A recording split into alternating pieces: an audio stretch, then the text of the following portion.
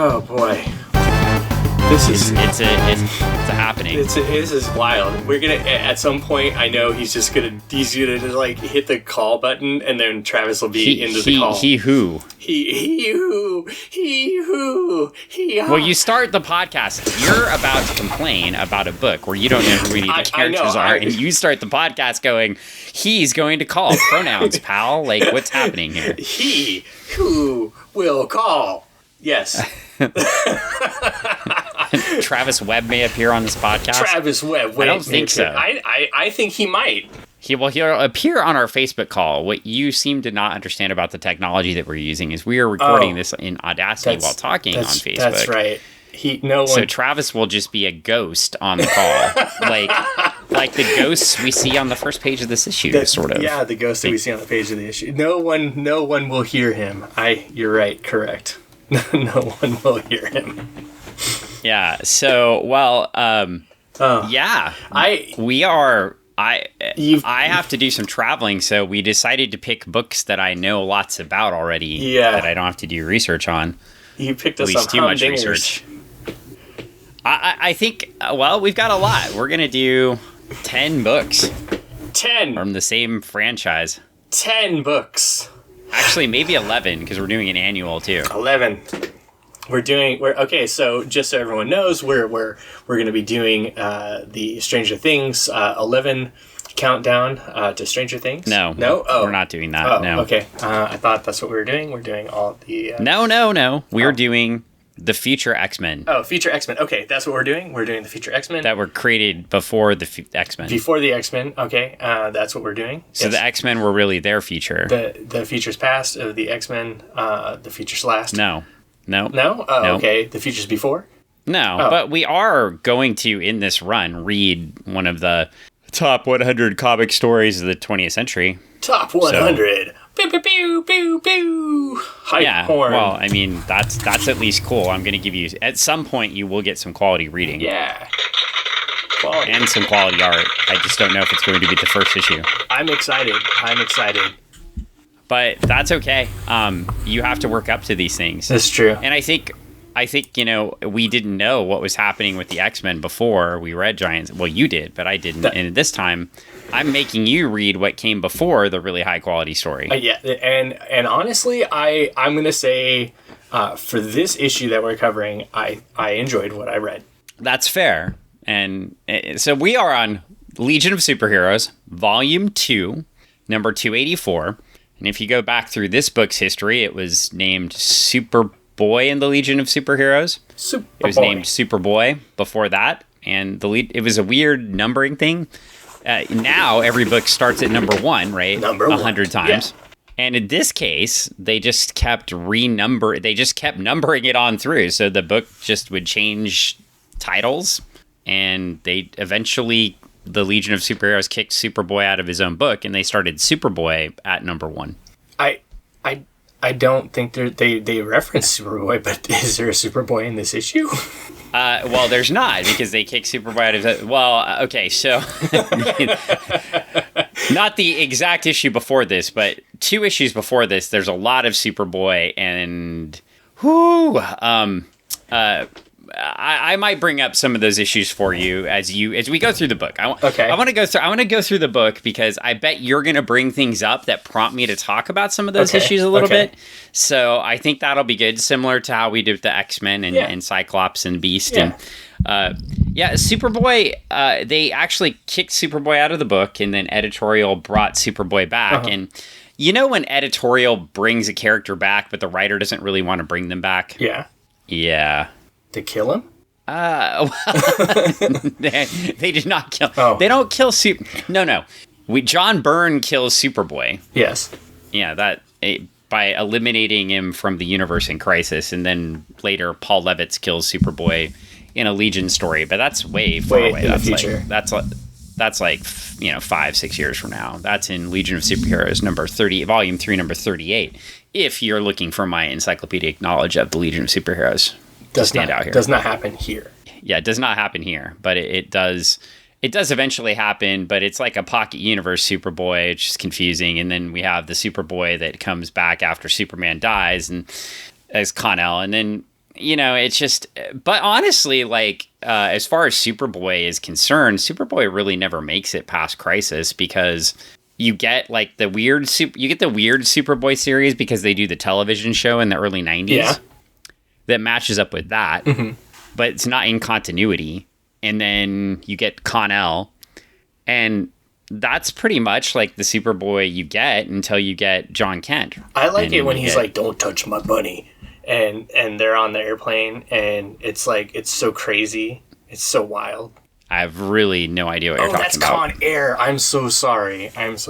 Yeah, that's not Con-El. Con Air. I got him confused. Well, anyway, we have a cover, and we have what looks like the ship from Red Dwarf. Yeah, it does.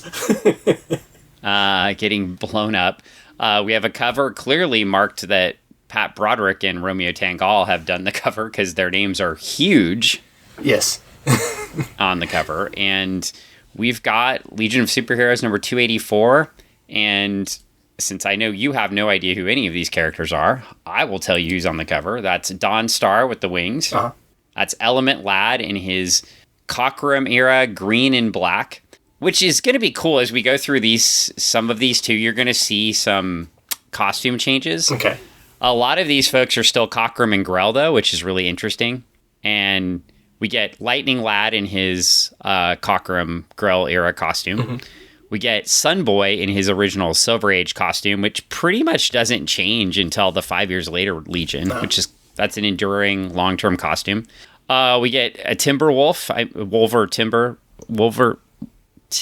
Timberwolf. And his orange and black, one of his orange and black variation costumes with the ear hair. Is he eating apples again? Yeah, and that's Light Lass, who is Lightning Lad's sister there. As you'll learn, she makes things super lightweight, which is a super exciting power. Super cool. Yeah, you'd think Light Lass might be to light things up, yeah. But no, they have Sunboy for that. You don't need two of them. Okay. Yeah, and we'll go into a dissertation on each of these characters later. Okay. But I'll save that for the podcast as we go. And then we get an MPC car model on the front cover. So interior, starting out with the advertisements. Yeah. And then we get a page where we get some statues.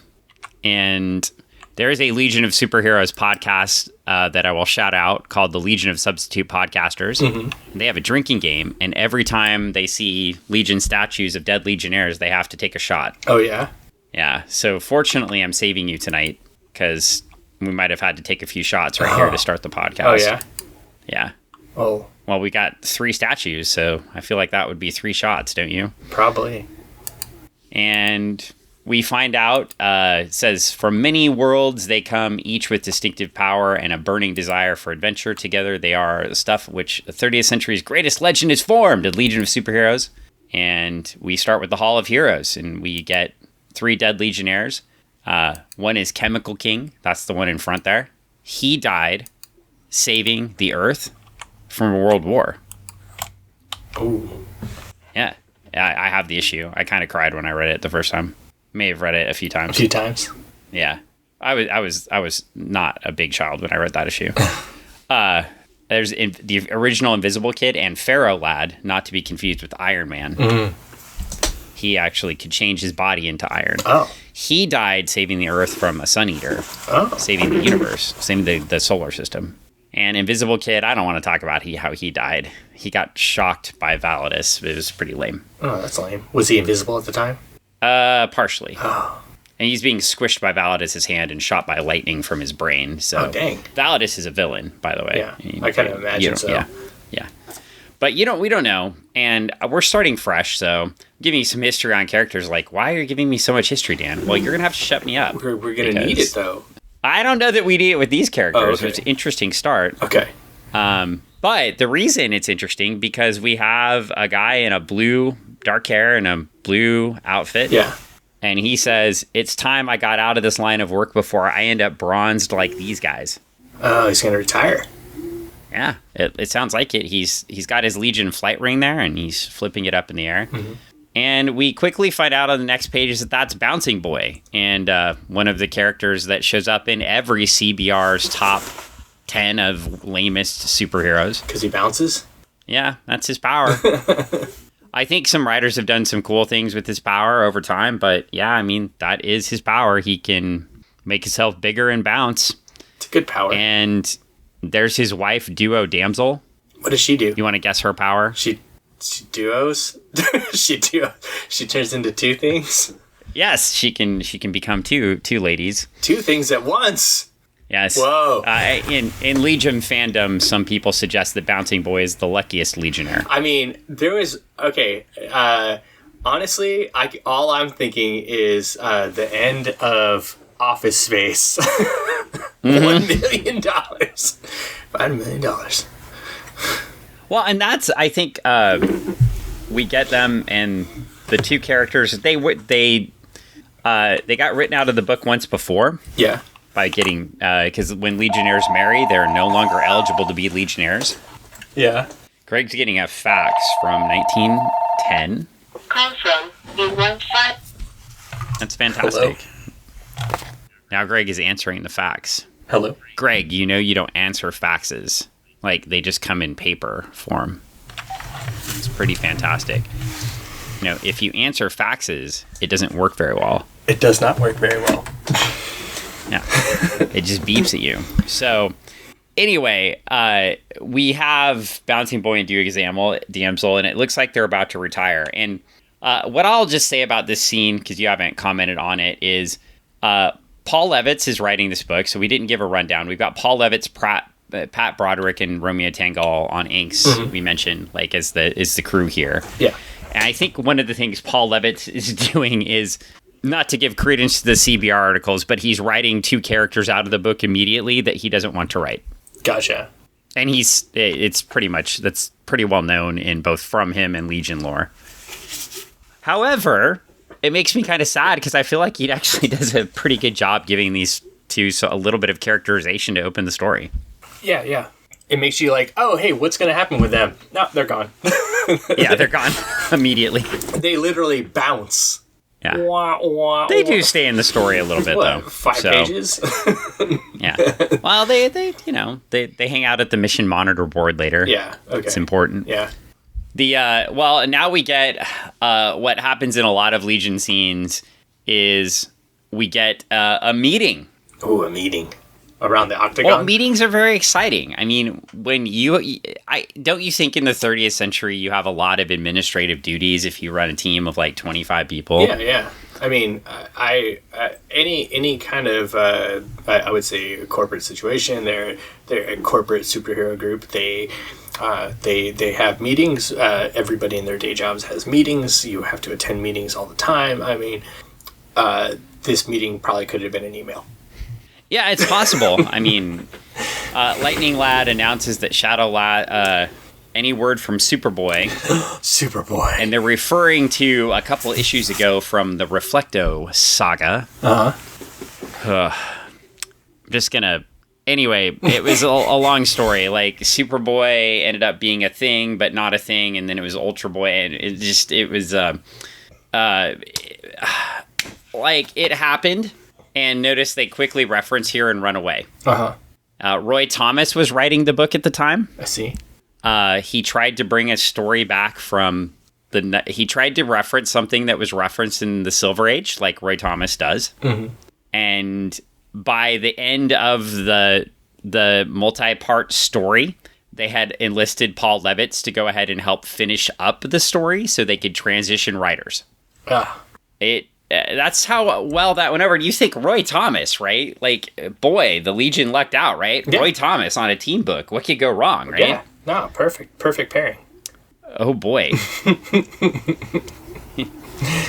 Whew, I love some Roy Thomas, and but not loving ever what he did with the Legion. So, anyway, we're referring back to another story, and they get on to talking about membership. And we've got Wildfire here, who's he's kind of the resident jerk of the Legion.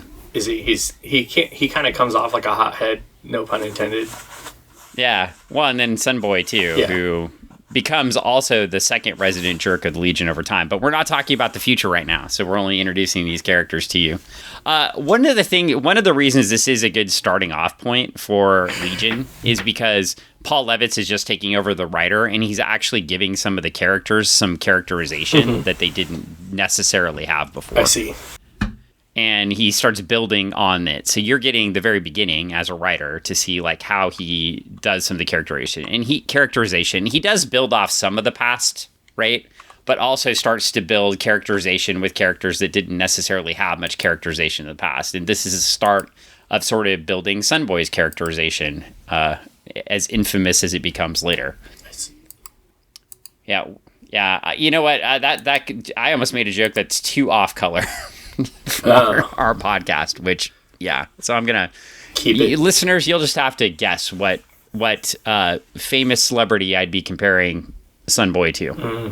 So we get to the next page, and Bouncing Boy bounces in and stops the fight between Wildfire and Sunboy because they're fighting out of nowhere for no reason, apparently.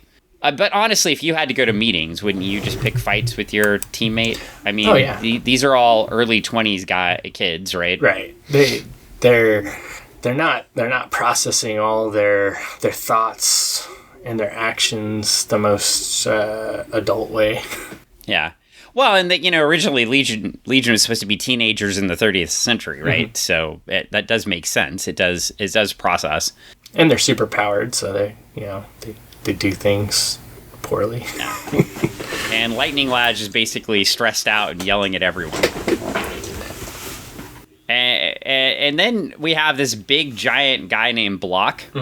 What did you think of Block so far here? He rocks.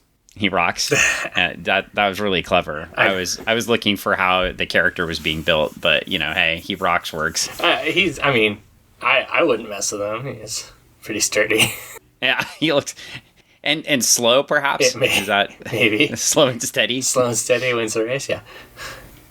Well, we get an emergency happening, and we flash into outer space to Medicus 1. Oh. And one of the things I really love about Legion is Encyclopedia Galactica. Yeah. Which is funny now, because encyclopedias don't really exist unless it's Wikipedia, right? Right. Kids don't understand the need for these giant books, the Britannica. But Levitz used Encyclopedia Galactica pretty consistently throughout his 5-6 year run with the Legion. It was cool. Like whenever he would go to a new planet, or they go somewhere, they just flash up in the narrator's box Encyclopedia Galactica and tell you about it. Which is pretty smart. I like it. I think I thought it was kind of funny. I giggled at it. I was like, oh, that's pretty cool. And I like the design of the space station. As a space person, I like space stuff. I really dig it. It's a really cool design. Yeah, I think the Broderick art's all right. Yeah. I think it's. I honestly don't know. There is something that doesn't sit right with me on it. Maybe it's Tangol's inks, but I think the layouts are cool. Is it not like detailed enough, or? Yeah, it's not super clean. I think that's it. Yeah. Gotcha. I mean, yeah, it kind of looks like it could just use a little more darkening here and there, but in the line. But I like it. And I read both. I pulled up in the original and read the refresh. I'm reading out of a trade too, so I'm kind of looking at it both ways. But yeah, I don't know. Well, anyway, we've got these folks, and they show up, and these are organ leggers. So what's an organ legger? Well, I bet they're gonna steal organs. They are at a hospital. Oh my gosh! Was there a thing in the 80s for stealing organs? I don't know, or smuggling. I think it was the precursor to all the things that are gonna happen later on. The stories that would go around, hey, if you wake up in a bucket of ice or in a bathtub of ice, don't call 911. That kind of thing. Yeah. But I kind of had a feeling hey, this is it's a very it's a heist story. Set at a hospital where they're hospital ship where they're going in to steal some goods. Well, and now we just lay in buckets of ice for fun, bathtubs of ice for fun. Yeah, I mean, some people do. I do. It's awesome. You do. Try it. I just can't do it. I do like to put ice on things that hurt. I just don't like to lay in a bathtub of ice. It's just I don't find that. Oh, it's awesome. Ice water. It's great. Yeah. No. Well. Anyways, we find out that there are 2 Legionnaires. That the Organ Leggers, I guess, don't luck out because there are 2 Legionnaires there already. Oh. And we have Timberwolf and Lightlass here, and light 'em Timberwolf. I don't know what's with these globes on their head. It's to help with the atmosphere and the pressure and all that stuff. Maybe, right? Maybe so. I don't know. It's not my favorite art choice. Because literally on the next page... They don't need him? Yeah. Oh, no, they still have... She still has it. Yeah. But you can see they broke that one open on the Organ Legger, and the Organ Legger's down. Yeah. Well, and... Yeah, did they kill him? I think so. You can't kill people in the Legion, so that would be bad. I think it was, things happen. Bad things happen to bad people. I guess, but, the Legion, they get... kicked out if they kill people, so hopefully that guy's not dead. Maybe he's just sleeping. He's taking a nap. Hopefully none of these folks are dead. They're probably all just sleeping. It's like they got hit very hard. It's like when you play Pokemon. Your Pokemon never die. They're just go to sleep. Well, Lightlass is upset because Timberwolf is jumped into battle like he normally does, and she's trying to figure out where he's going, and she's like, "Oh yeah, well probably past all these knocked out bodies." And then we get a meanwhile, back at the ranch, the Organ Leggers are making off into their ship with organs, and here comes 3 Legionnaires. You got Wildfire, Ultra Boy, and Dawnstar. Mm-hmm. Dawnstar can fly anywhere in space and track anything, so that's why she's there. Oh, that's cool. Wildfire's powers seem pretty self-explanatory so far, right? Yeah. It's got it. And then Ultra Boy. Wildfire. Who they give you an editor's note. We probably should take a drink every time an editor mentions that Ultra Boy can only use 1 power at a time. Okay. If we were going to play a drinking game. I don't think that's in the other podcast drinking game either, so I think we're good. We can just make up our own drinking game and share it with them. Ultra Boy can only have 1 power at a time. Yeah. Well, he uses his Ultra Energy, you see. So he's using Ultra Energy to fly? Yeah, don't you know all about Ultra Energy? I don't. Okay. How does he get Ultra Energy? Well, maybe someday I'll tell you all about Ultra Boy. Okay. But not today. He's like underpowered Superman. Yeah, basically. Basically, he's like Superman if Superman can only use 1 power at a time. I haven't leveled up, guys. Come on. I'm only 5th level. Well, and what's he can't use super strength, or he can't use invulnerability and super strength at the same time. So my sort of question is, how does he not break his hand? That's a good question. That's why he's got his wildfire with him. Right. He's blasting people with his antimatter. Yeah, so he brings his tank and his mage. Yeah, and they got the tracker there. Yeah, so we're good. Yeah. But they make quick work of the Organ Leggers, is that fair? Yeah. Okay. It's they rock them. And then we get the Flash in Marathon Madman. I honestly, I'm not going to lie. I read this and I thought, oh, hey, this is a weird cutaway story in here. And I was like, okay, I read this like it was an actual part of the comic. And I was like, son of a, it's a freaking Hostess ad. It got me again. Okay. And as this story twists and turns, meanwhile, back on Earth. I was so mad. If you're not, well, it does sort of make sense the way this story goes, because it's like 2 pages of something, and then you're back in something else, right? Yeah, and I was like, okay, well, that's weird. They have a weird cutaway to a Flash story. Okay, I mean, it's DC, sure, whatever. Okay, Hostess ad, son of a. Well, we've got Bouncing Boy and Duo Damsel at the mission monitor board.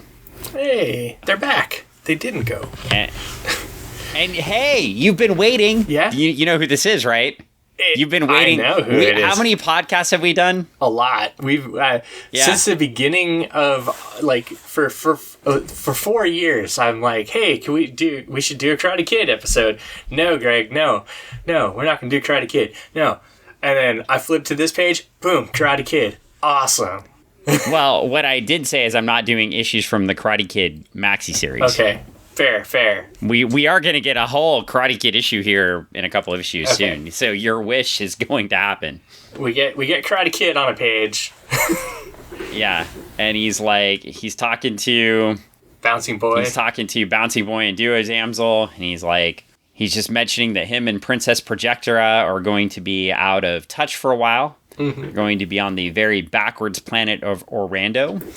They're going to Orlando? Wow, man. Yeah. And it's 1981, and we're referencing, it's actually cover date 1981, right?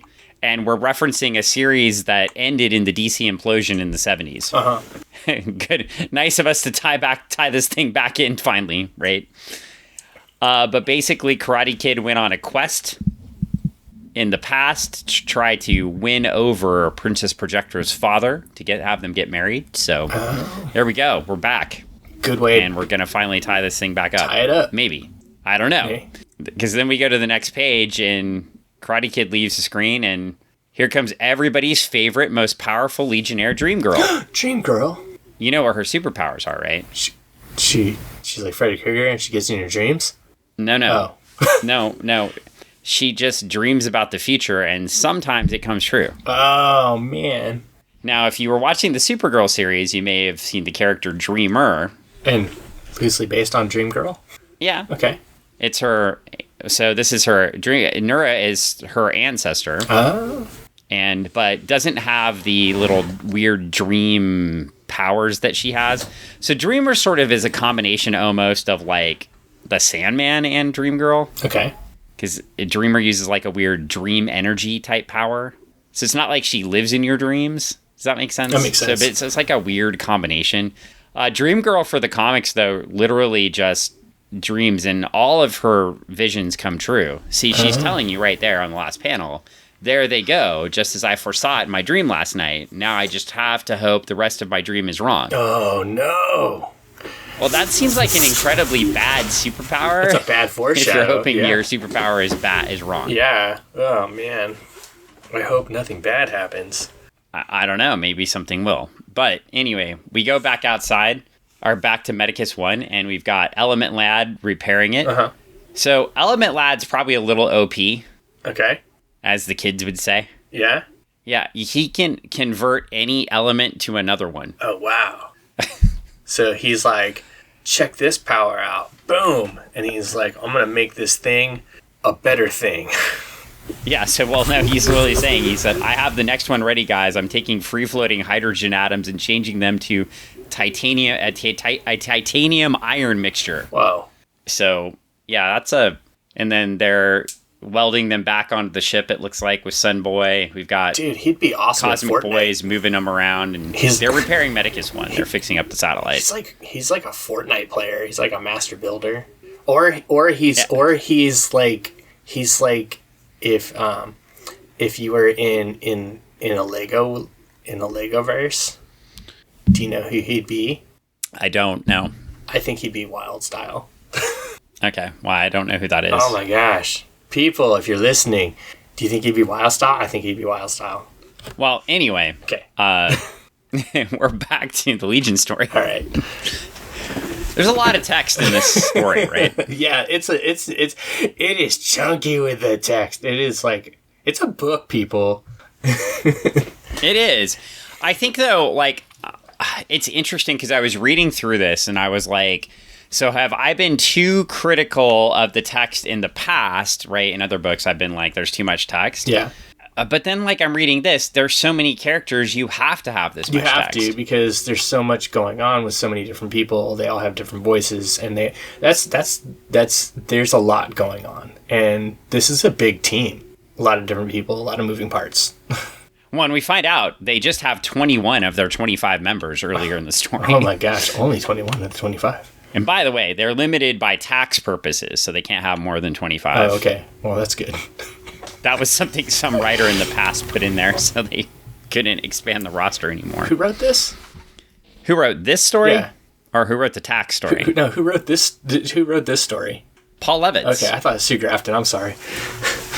Oh, wow. Oh, dude. Snap! We'll get to that later, folks. like, P is for the punch Paul Levitz will throw at you for comparing him to Sue Grafton. U is for the useless amount of characters. I don't think Paul Levitz would mind the Sue Grafton money. I know, right? Oh my gosh. S is for the surmountable amount of characters thrown into a book. But Paul Levitz, it's interesting because Paul Levitz got into the Legion. I think it was like I was reading, it was like a torn off cover of like Adventure Comics 310. Mm-hmm. So way back in the 60s. But then he also, like as a kid, kept reading, and he read all the Jim Shooter stuff. Yeah. Yeah. And always wanted to write it. And he actually got a shot at writing the Legion back about 40 issues ago. I think the run ended right around like 244-ish. Yeah. And he hated the run. Like, he didn't think he did a good job. And then he got bounced off the book because the DC implosion happened in the 70s, which we've referenced on the podcast before. And he went back to just being an editor because they needed to give writers jobs. So he got off the book, and they put Jerry Conway on the book for a long time. Which is interesting. In the Levitz run, though, there was some Jim Starlin issues, too. Interesting. Which is really interesting, because imagine if the implosion hadn't happened and Jim Starlin had created, like, the Legion universe. Yeah. So DC had Jim Starlin, and they had him on a Space Odyssey book. Yeah. Wow. That's... Yeah. Wow. I've gotten one of these books signed by Jim Starlin, actually. So... There's some pretty crazy stories there, too. But, yeah, it's fascinating. So Levitz is back on the book, so he gets another shot at the book he wanted to write as a kid. That's kind of cool. And that's nice. That's got to feel good. And this is his first big story, right? So mentioned he did co-write or co-plot a couple of the end of the Roy Thomas stories and the transition. Yeah. Because they knew he was going to pick the book up and Roy was leaving. Right. But yeah, this is his first issue. And I will say, I think he does go a little overboard maybe on the text. But I don't know. It's like it reads like an Archie book, doesn't it? Yeah. I mean... And Archie books have a lot of characters too, so I mean, that's fair. It's fair. And that's one of the criticisms of Legion, but I mean, they're teenagers in the future, so... Lots of talking. And I think, too, they've sort of retconned this over time or explained it away, but really it's more like they're in their 20s. Mm-hmm. Like, they say, like, teenager in the future really isn't a teenager, but people live so much longer, they sort of think of these as their, like, teenage years, if that makes sense. I see. Kind of like me right really, now. They've dated these characters into, like, their 20s, because they're all getting married, and they're not all getting married, but Lightning Lad and Saturn Girl are married, right, who we're about to meet here. Mm-hmm. And her amazing... You just get a side shot of it, don't you? You don't get the full glory of the Saturn Girl bikini yet. No. Cockrum bikini costume. Yeah, you just kind of get a side shot.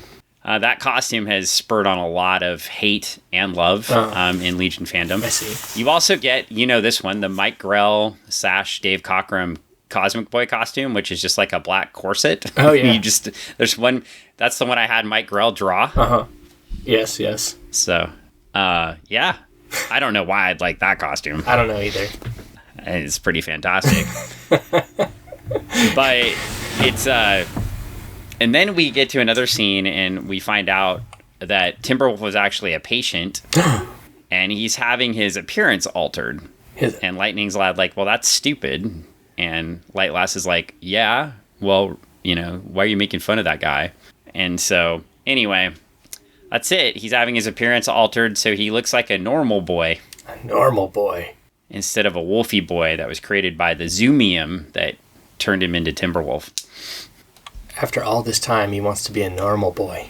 Yeah, that's apparently so. Wants to be a normie. Well, then we get a flash over to Chameleon Boy, and Sunboy is asking him some questions about the doctors being surprised to see him and wondering who sent the alarm, and they're speculating about who did it and all that, because Lightning Lad's going to keep that secret. Oh. That secret that they'll keep until Timberwolf appears with an altered appearance, and then everybody knows he did it. It seems like a silly secret to keep. It's like the Ugly Duckling show back in the 90s. I guess. Yeah, kind of. The reveal. Hello, everybody. Now I'm a supermodel. Who are you? I don't know who you are.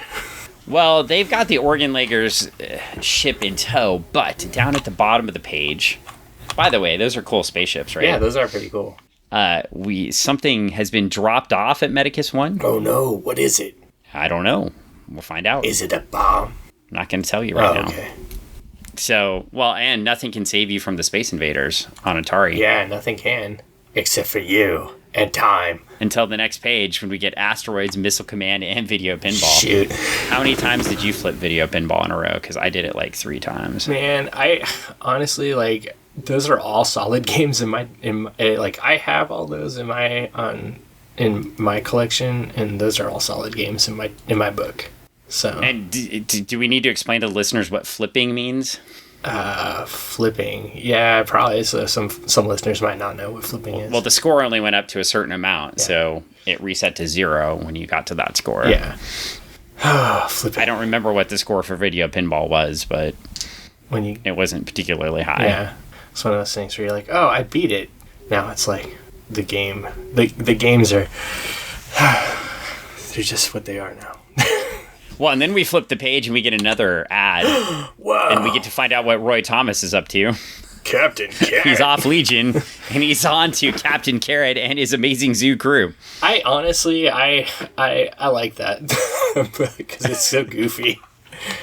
Yeah, well, and I like the fact that Roy Thomas is playing in a universe like that, and also working on All-Star Squadron right now. So, I mean, I just think it's a better place for him. Yeah. He's building the World War II universe. It just didn't.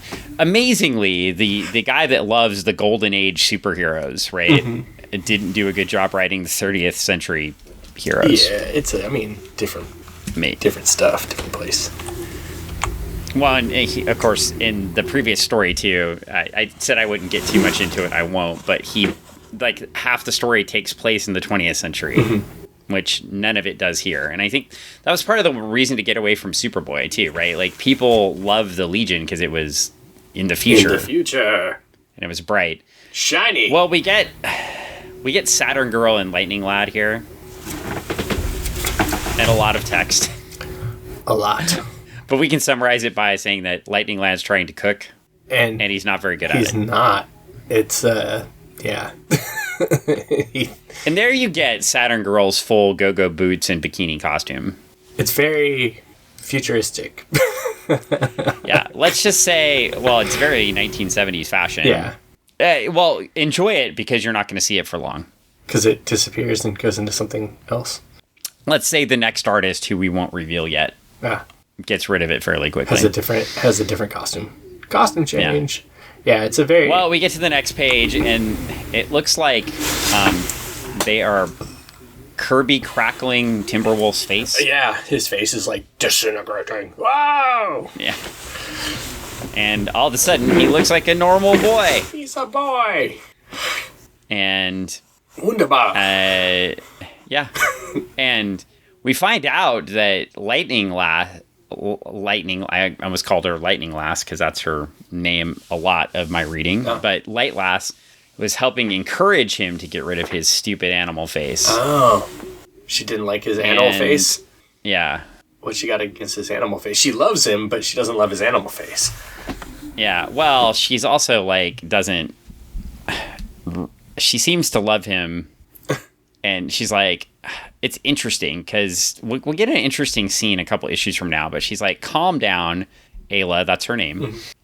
You love him. You love your life together. Just keep saying everything's okay. Try to forget what it's like being in love with a man who has a perpetual identity crisis since you met him. It's not his fault after all. So I don't know. Is she in love with him or is she in love with the caretaking of him? That's a good question. And that's something that the character's going to explore a lot in her future. So we'll leave that for here now. But yeah, I like the fact that Levitz is continually planting seeds. And in this case, I won't tell you what happens necessarily, but he's planting the seeds for something that happens in 81. Yeah. He's planting the seeds for something that happens in 1984 with the character. Okay. And planting the seeds for something that happens in like 2012. Oh, wow. When he gets to write the book later. So, yeah, it's some cool stuff and more stuff too, like 86. But yeah, like there's a lot of, it's interesting because I go back and I read these 2 pages and just her thoughts, right? And he builds off those thoughts for years. Like he went back to that well. Yeah, well, and there's a lot of, I guess, I imagine, like, as a writer, he doesn't have, like, 19, all those points played out for her as a character. Right. But I know, like, he would have, people that wrote the Legion had character books, Yeah. Oh, they had, I'm sure they had book Bibles, and they went through, and... You got to keep track of everything. Right. And he wrote the book for a long time, so there you go. And then we meet Dr. Gimel, too, up at the top, and he'll stick around. He's always wanting the Legion to pay him. So that's pretty much it. And, oh boy. And then the story takes a turn, does it not? Yeah, it does. It's like giant murder bear. Yeah. I don't know what this thing is. It's Orangus. Is it Organis or Orangus? Because I thought it was Organis. Murder bear. I don't know. It's a giant. I probably said it wrong for years in my brain. Organis. It's Organis is near. Very near. I don't know what this thing is, but it grabs Lightning Lass and is like, or Light Lass and is like, I don't know what it's doing to her. He's trying to take her energy. Yeah. Trying to like suck her energy with his sucky tongue. And we get a Pontiac something here. Oh, man. You could build on a monogram model. Heck yeah, dude. Is that a Trans Am? Yeah, it is. Trans-American, baby. And then new face Timberwolf oh, man. jumps in. And Timberwolf's going to get a costume update pretty soon, too. But it's, here's Timberwolf. Now no longer looking like Wolverine, so we're definitely not going to compare the 2 characters ever again. No, never again. No. Never again. So you get the first issue of where they try to differentiate him from Wolverine to an extent. Now he doesn't look like Wolverine, but he looks like Wolverine. He acts like Wolverine, so it was always weird. Now he just looks like Logan. Jumps right in and starts beating up people. Well, he doesn't look like Wolverine anymore. Now he just looks like Logan. Right. Oh, damn. Yeah, I don't know. They tried, I know. I guess, but I don't know. I'm with you. I think it seems like a lame attempt, but I mean, it gave them a reason to be on the it's not an asteroid, on the space station. Yeah. So space hospital. Well, anyway, they're fighting Organis, and the boys are playing D&D, which I find great. It's awesome. It's so good. Because D&D stays with the Levitz run too. It keeps appearing. It's so fun. It's so good. It's kind of funny. Like, okay, so I mean, they call it the future in this because they are playing on on a computer type, table and everything like that, 3D type, whatever. It's like playing on Roll20 now, so it feels like that, or because it's like you're like, oh hey, cool, I'm gonna play D&D. I'm gonna get together with some friends across the country, across the world, whatever, and different time zones and stuff like that. Just fire up the computer, throw on Roll20, and have a session and just play. Yeah, that's what it looks like to me. And then Brainiac 5 is throwing shade at Lightning Lad. He's like, I calculate that the probability of our concluding the game of Dungeons and Dragons before the business meeting resumes is slight. He's like, we're going to have another damn meeting to interrupt our game. Well, of course. And then Sunboy gets sassy because he's like, we're not even going to have a quorum because Sunboy apparently has read Robert's Rules of Order cover to cover to make sure he's all set for all the Legion meetings. Yes. And the Legion Constitution, which, by the way, there is absolutely a Legion Constitution. I bet there is. And the fandom, especially in the APAs, in the amateur press associations, that stuff gets tracked and brought back up from the Silver Age. But a disaster happens, and we find out that Element Lad is the deputy leader because Lightning Lad's. So he's going to have to take care of business here. Uh-oh. Oh, boy. Well, they all fly up to the space station, and like there's... Well, is that the same guy in the yellow suit that at the beginning that was down from the airlock? Oh, man. Or did he get taken out by Organis? Might be a different guy. Yeah. Well, he might have got hurt again because Block seems to like destroy the airlock. Yeah. Just walking through it. Yeah, I think so. And they just... It seems like they just all sort of put up with Block's like simpleness. Yeah. That's a... Is that a fair? That's fair. Put up with? I mean, he means well. Yeah. Well, and then you're going to see what happens when two of your wizards fly straight into battle. Oh, man. Because you've got Cosmic Boy, whose power is magnetism. Mm-hmm. And Sun Boy, whose power is to shoot heat blast or radiate heat light. Yeah. And they both fly right into Organis, who, well, wins. No. Very easily. Yeah. Oh, yeah. Against them. Oh, yeah. He takes them down. But more importantly, Brainiac 5 looks shocked, and he says, "My computer mind has stored the appearance of every known sentient animal in the galaxy. But not that. Oh, no. By my ancestors, not that." Not that. Dun, dun, dun. Oh, no. We don't know. Well, Organis is continuing to feed, and then... Like Element Lad Rad might be the... Element Rad. It seems like radiation. Well, it seems like a bad idea, so I'm not sure how this went. He wraps them in lead, and the Organis melts it, but somehow they're both alive. Yeah. I guess Sunboy probably could survive that. Probably. I don't know. Well, anyway, not looking good. Until here he comes to save the day, our good friend Block. Brainiac 5 says... He says, "Put me in, coach." Brainiac 5 puts him in. He steps in front, blocks Organis, and then because he's made of silicon, he's a silicon-based life form, though they don't actually exactly say that here. Mm-hmm. Organis can't feed on the organic matter, and Organis is done. He kind of looks like the Parasite, doesn't he? Once he gets... Yeah. You know, that would have been I think that would have been a cool... I'm sure the Superman office wouldn't have allowed that, but that would have been a cool tie-back if it was like a future version of the Parasite. Yeah. Because he even says, Lightlass was correct. You cannot hurt me, Parasite. Perhaps you did not expect my inorganic rock form to be such as it is. So, there we go. Too late for you. And Block saves the day. Yes. You can't stop the rock. And later... We end the issues we started because we are back at a meeting. Back in a meeting? Oh my gosh. So many meetings these superheroes have. Well, and that's where he says, I was wrong. He says, with the return of Ultra Boy and Superboy, that gives us an active membership of 23 within our legal limit of 25. And Block is like, legal limit? And Lightning Lad says, yeah, for tax purposes, Block, it's a long story. And you can go back to Action Comics 387, written by... Come on. Written by? Pew Pew. Shooter? Jim Shooter? Written by Jim Shooter. I'm not going to set you up like that unless it's written by Jim Shooter. Okay. You don't... Yeah, like... If it was a Carrie Bates issue, I'm not going to set you up that way. Okay. Yeah. So, you're like... Anyway, he says he declares this meeting adjourned and asks people if they... And Brainy's like, Dungeons & Dragons, anyone? You're incorrigible.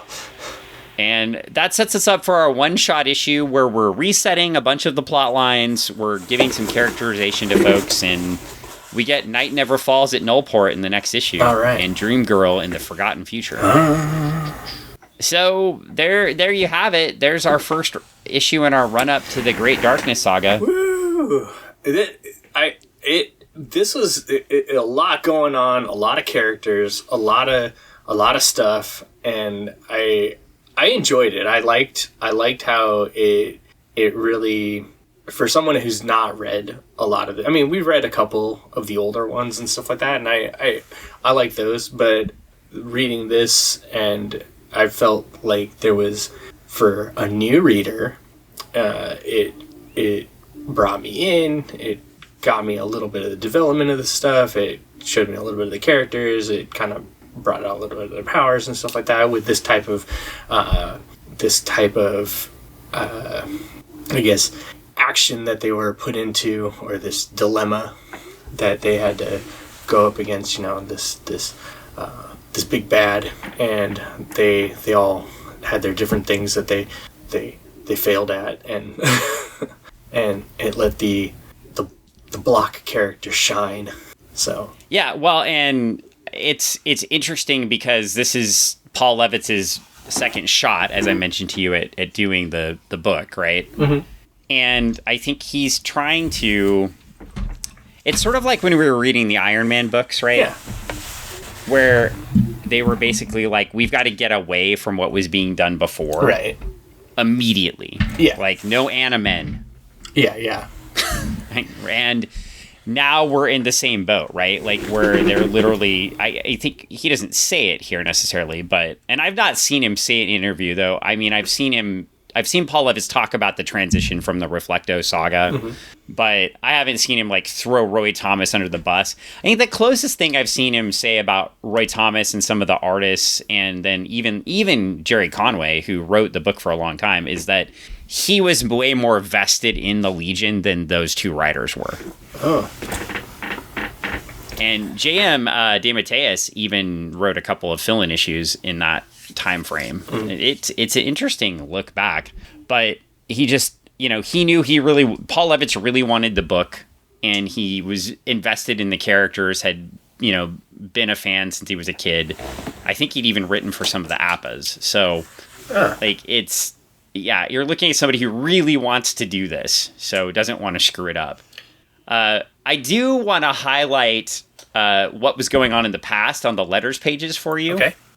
So the first letter says, "Dear Editor, in trying to decide who Reflecto might be, I read through some old issues. My new guess is Quanto, the nobler-than-thou member of the Taurus gang from Adventure 374. See, the Legion has some dedicated fans. I see. As for this month, so that by the way, that issue would have happened over 15 years ago. Okay, yeah. Not 15, I think 13. Yeah. As for this month's issue 278, it was skillful and entertaining with only one problem. Nothing happened. At the end of 277, we knew who Grimbor Yes, Grimbor! was responsible for this mess. Where in the North Pole his hideout is, and why Charma, he was doing this. So his ex, because she was murdered in jail. Oh no. We know Reflecto was there to protect. That's Phantom Girl, P-Girl. Okay. But we knew the stolen cargo was being used by Grimbor to do it, and at the end of 278, we knew the same things. Plus a few added details. Reflecto is a little older than the Legionnaires, and stolen cargo was a power jewel, and 6 Legionnaires were captured, but first 2 are pretty minor, and the third is 2 because, let's face it, we know the Legion will win, and they aren't going to lose 4 or 5 members in the process. It would have seemed more like something happened had the story not ended with a replica of the last panel from the previous month, Karate Kid and Princess Projector watching a chain in the sky.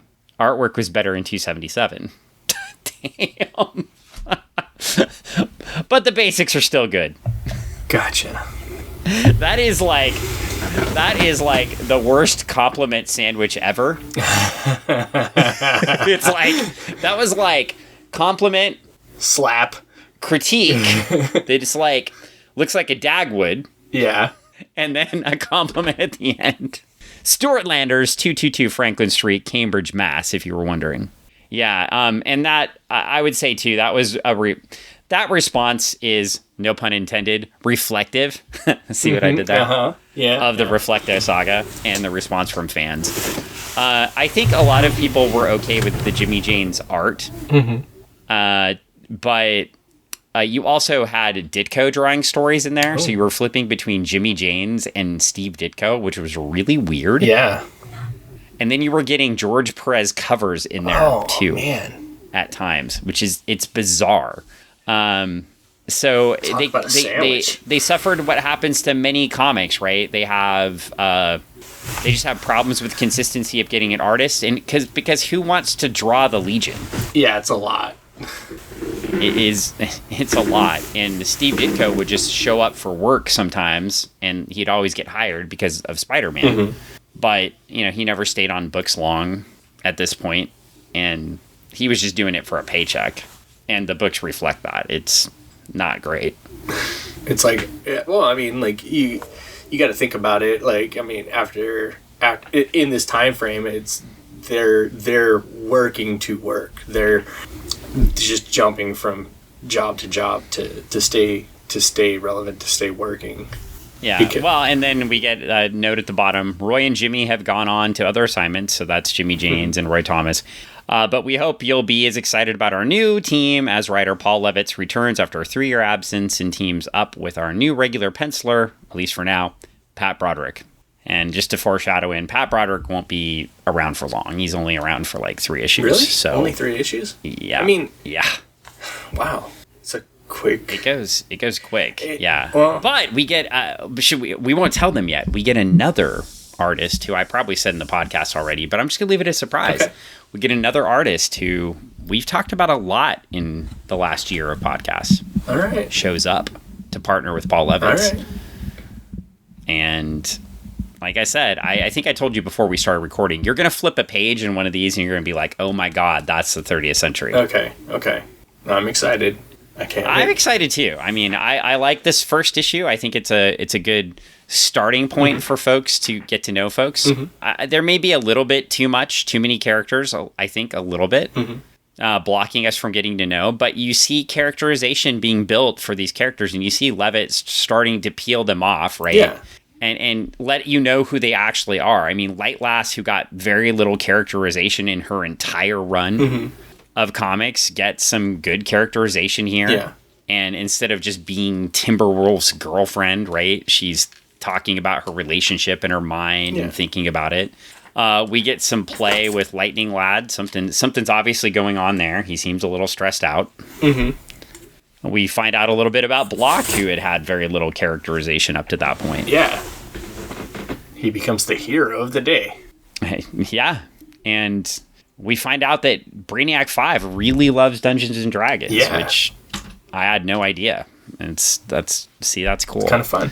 And I look forward to you getting to know a little bit more about some of these characters. By the way, before we go, I was looking at the letter page, and I didn't read this, but the T.M. Maple wrote one of the letters. Do you know about T.M. Maple? Tell me. At all? No. Like, he's one of the most prolific comics letters writers in history. Okay. He had letters everywhere. That's what I know about him. Oh. I'm just telling you, like, if you see a T.M. Maple letter, that's a big deal. Oh. I did not know. Well, start looking in your old comic books for T.M. Maple letters. Read a lot of comics, wrote a lot of letters. He did. Okay. I will look for T.M. Maple letters.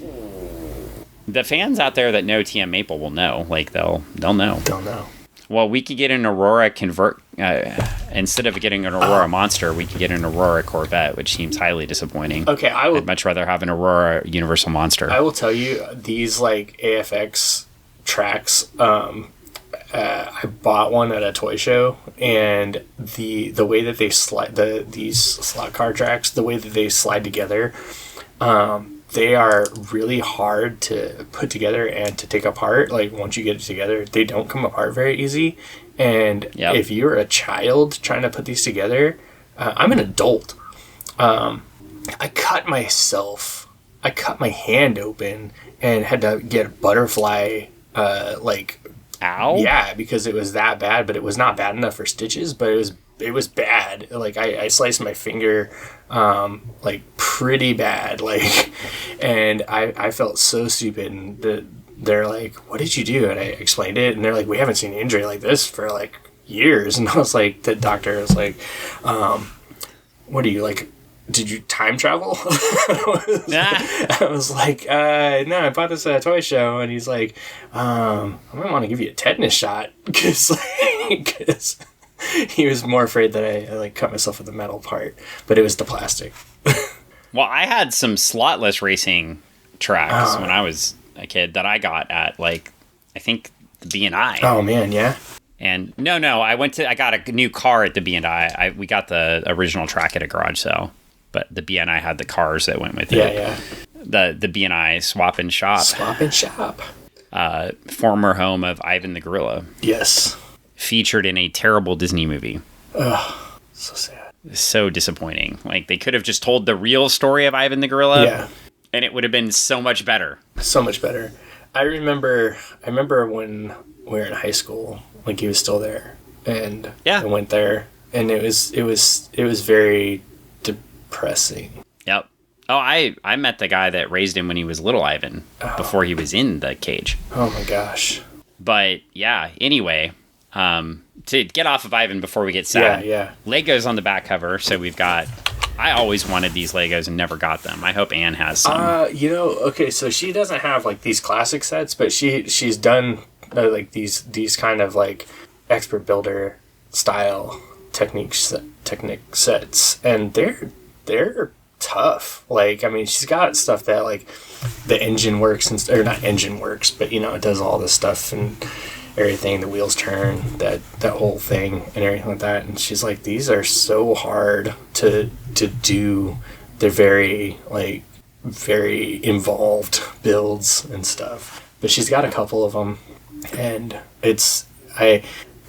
to watch her just like get into a whole set and just sit there and like build something up like that, and like just to get into it and just like watch her throw like a couple hours into building it, and then all right, cool. Well, yeah. So, what an appropriate car to have on the back, a Lego set to have on the back of a Legion book too, with so many moving parts so many different characters being so complex. Yes, very. Well, I think we should go ahead and wrap this one up. Okay. This is the end of. Well, we're on 284, so we'll be on to 285 next time if you want to follow along. These are all available on DC Infinite. They are available on Amazon or whatever, Comixology, all of that. Also, probably these first few issues, you can probably just find in a dollar bin until we get to the Great Darkness stuff. So, I mean... There you go. So go grab Legion of Superheroes Volume 2, 284, 285, 286, 287. Read along with us as we go. We're going to read annual number 1, 2, and then we're going to get to 288. I think that's the order I told you to read them in, but we'll figure it out. And then, we'll keep moving forward with these. And I think moving up to, we'll get to the Great Darkness Saga, but I'm also going to just tell you, I'm not going to tell you which issue. I don't want to spoil your reading. But one of these issues that we're going to read is in my top 10 of single issue stories of all time. Okay. I'll just leave it at that, and we'll see if you agree when you read it, but I don't want to tell you which one because I don't want to spoil it. All right. And do you have anything to plug right now? I can plug the Jiu-Jitsu lawyer, certified Jiu-Jitsu Paul Boudreau just had his gym repainted, and it is freaking amazing. It is now, he's got new mats. It's an amazing place to work out now. There's a giant Goku on the wall now. Oh, nice. You'll have to... I'll link out to his Facebook page in the podcast notes because it is sweet. Greg, you need to come down and see it in person. I should make a trip down to check it out. I'm not joking. It's cool. You and Ann should both come down and check it out. I'm serious. Just come down on a Monday in the morning and check it out. And let's see, we've got Absolute Zeros, right? Yeah, Absolute Zeros coming out in March. Pre-order now. We are very excited.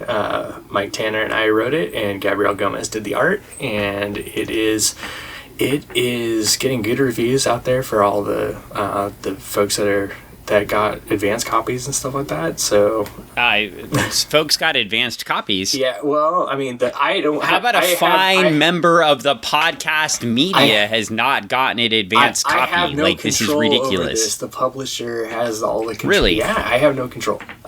Do they not realize the importance that our podcast has and the influence that it has, where I could be reading this book and talking about it and promoting it for them? I mean, on our Legion schedule right now, we're not going to get to your book until April or May. Well, I can talk to them and see if we can get an advanced copy and see if they can shoot me one over. But really, well, it's a little late now. I know it's a little, but we can shoehorn it in.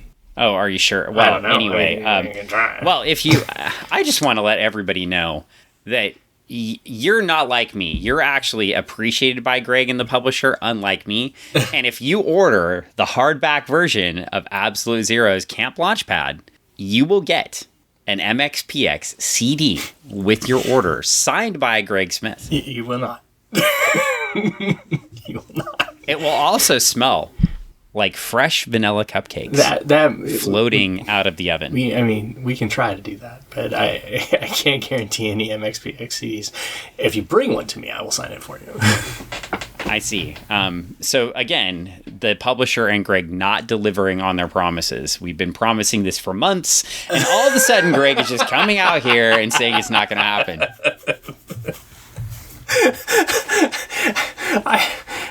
I'm holistically disappointed in all of this. I am pretty sure the fine gentleman from MXPX would be like, "Why are you packaging our CD with our CD from 15 years ago with your book that's coming out in 2024?"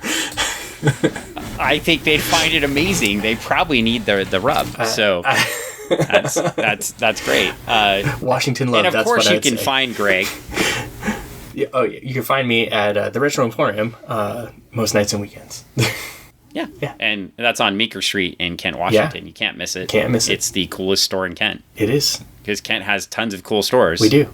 There is the Sweet Things Bakery, where you can get all your sweet things. That is true. And you can get rocks at More Than Rocks. And Woo Fitness. Big Woo Fitness. Woo. Gray Sun's Tattoos. But it's not woo, it's woo. Gray Sun's Tattoos. They are actually doing a thing for the I want to say, what is it? The Rat City Roller Derby? Magic Kent Days? No, for Rat City Roller Derby. Kent Days of Thunder? Kent Days of Thunder, yes. So, check out all the awesome stuff on Meeker Street. And we're just a little hidden gem down there. And if you're not in the Northwest, you can follow the Retro Emporium on Facebook and the Insta. Yeah. So check it out. Check out Anne's store. She'll hook you up with all sorts of things. Like if you are looking for something, let her know. And if she finds it, you'll be on her list. There you go. And with that, I think we should wrap this bad boy up. And so read 285 and you'll be with us next time. And other than that, I think we're done. Yeah. Okay. All right. Let's be done. Let's be done. Let's be done. I'm trying. I can't find the button.